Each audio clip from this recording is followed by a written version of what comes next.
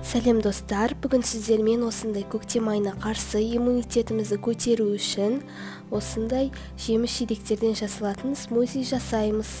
Бізге керекті заттар: бір банан, 100 грамм жеміс-жидек, бұл менде 50 грамм малина және 50 грамм смородина, 150 мл сүт және 50 мл су. Және де бұның бәрін езгенге блендер қажет. Ең алдымен бір бананымызды осылай ашып, ыдысымызға бөліп салып аламыз.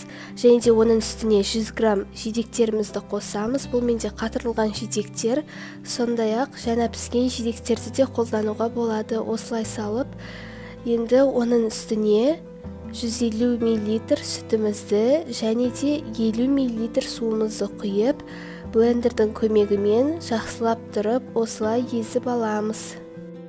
Міне осылай астыдан үстіге қарай блендерімізбен барлығын жақсылап тұрып езіп аламыз. Міне сосын осындай ішуге ыңғайлы ыдысқа құйып аламыз. Міндетті түрде жасаңыз, себебі бұл өте дәмді әрі пайдалы.